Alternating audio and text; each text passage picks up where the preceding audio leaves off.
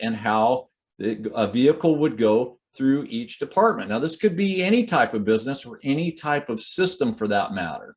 Now, every system has a primary constraint, and it could be any of these departments, right? But as you can see here, we have at a capacity in each department. So in your admin, your capacity may be 4 cars a day. In your body, it may be 5, paint 3, and so on, right?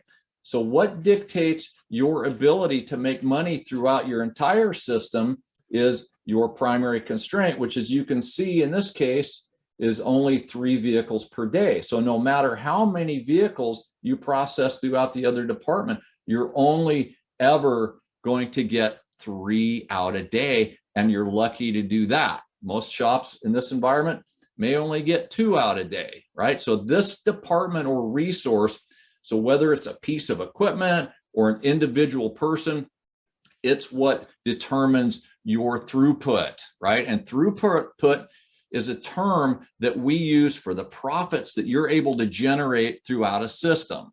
So something I see quite often is shops spending money trying to make a non-bottleneck resource more productive. So a new frame rack, a new hire, a fancy production management device, whatever, right?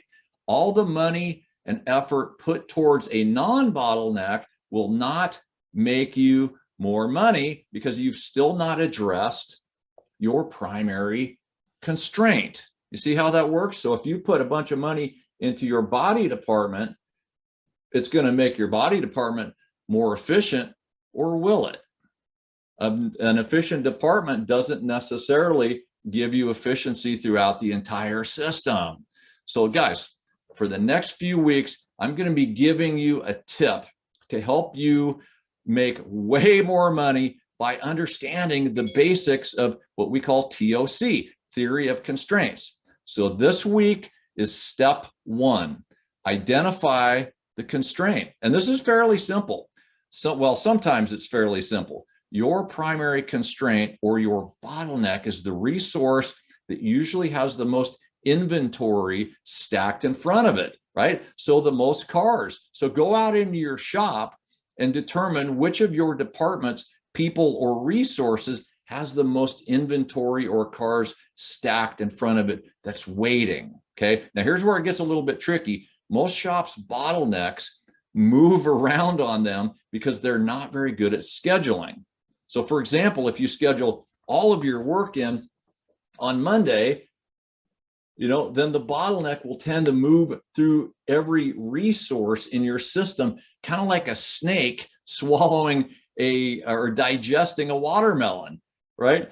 And then what happens Friday? Well, he poops it all out. So even if you're not scheduling correctly, you should still be able to determine which resource is taking the longest to process this week's work by measuring each department's cycle time individually. So remember, every business, every system has a primary constraint. Your homework this week, my friend, is to find yours. Once you've identified it, I will show you the next steps so that you can go out and make way more money in the future.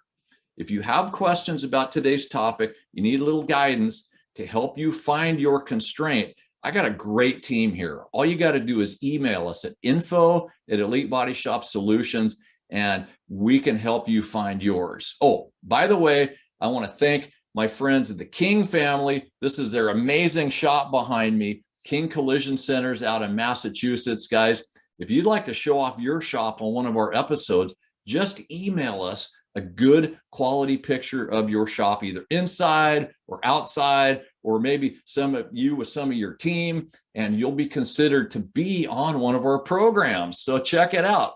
Guys, thanks. I'm Dave Luehr with Elite Body Shop Solutions, and we'll see you guys next week.